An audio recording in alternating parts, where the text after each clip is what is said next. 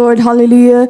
The highest praise, glory, and honor and majesty to our dear Jesus, hallelujah. Praise the Lord. I give double honor and respect, and I always want to cherish the blessed memories and teachings of our beloved and honorable pastor, Wilder Estrada Almeida, and of our beloved assistant pastor, Lina C. Almeida. I greet all of the beloved Almeida family. I give honor to all of the beloved preachers, all the beloved workers.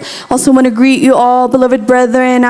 Happy Sunday service po sa ating lahat. Hallelujah. I want to start out my testimony by thanking our dear Jesus for keeping us safe and for bringing us safely here in the Philippines, mga minamahal. Hallelujah. I want to thank our dear Jesus because dalawa pong bata yung kasama namin, and I thank God na hindi po kami nahirapan, mga minamahal, because our travel is so far, mga minamahal, but I thank God for His protection over us. Hallelujah.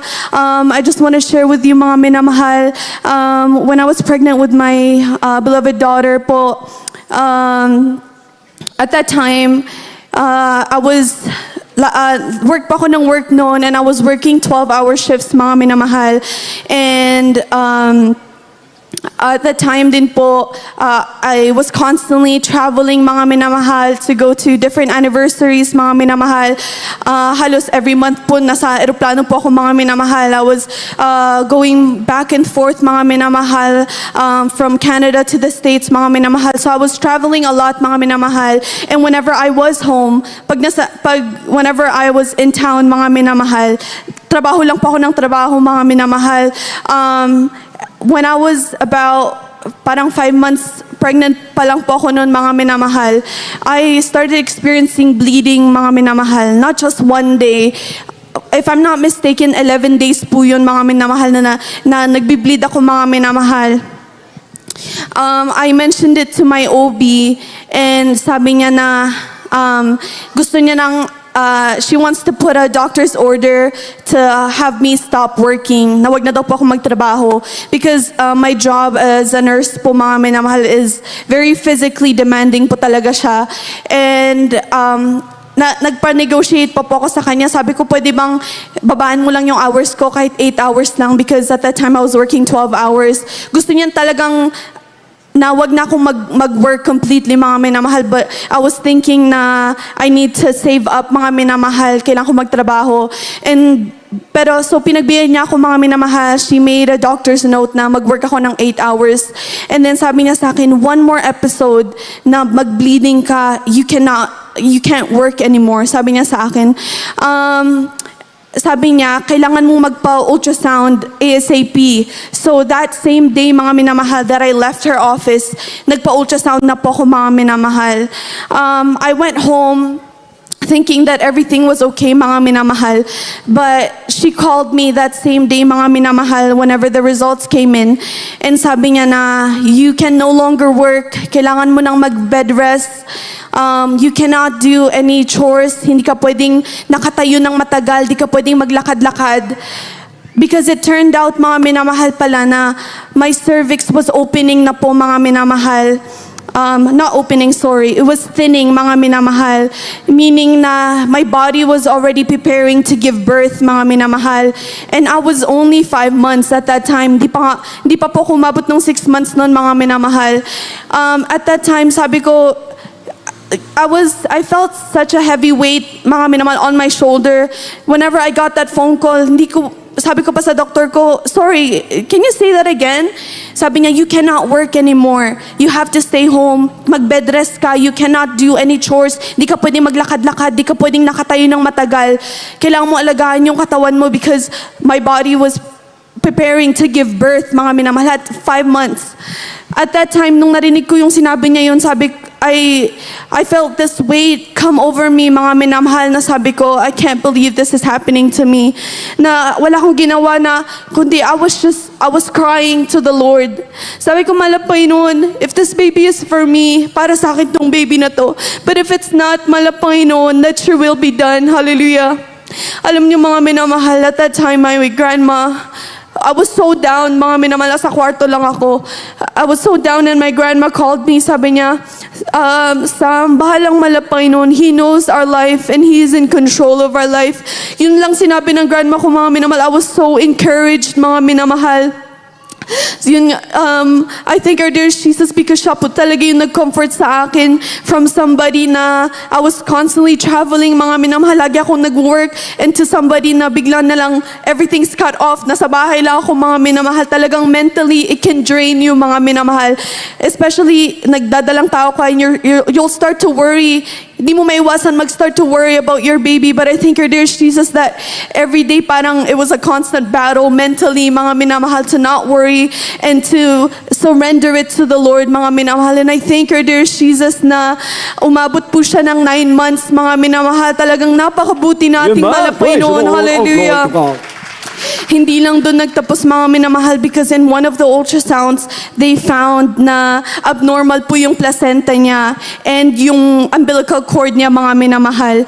And the umbilical cord, hindi siya attached sa placenta properly, mga minamahal. Abnormally attached sa placenta.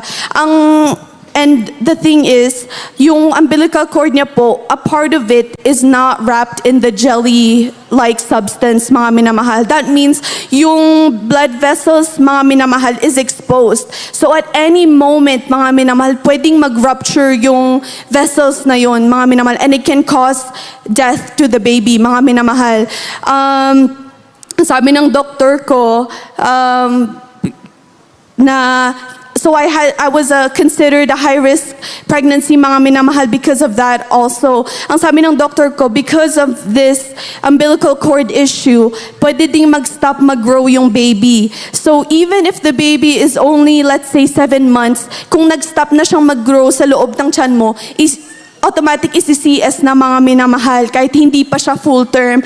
But I thank our dear Jesus because lahat po ng sinabi ng doktor na baka yung baby maliit and hindi mag-grow, mga minamahal, talagang di po nangyari, mga minamahal. Talagang napakabuti po ng ating Panginoon. Hallelujah.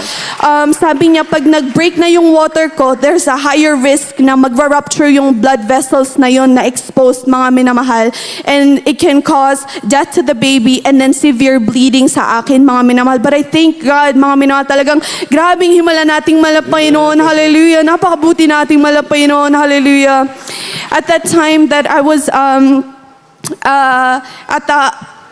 I was about 9 months na, mga minamahal, and the doctor said that she didn't want me going overdue, so she wanted to do this procedure, mga minamahal. And I knew that before she was gonna do this procedure, i-check niya yung cervix ko.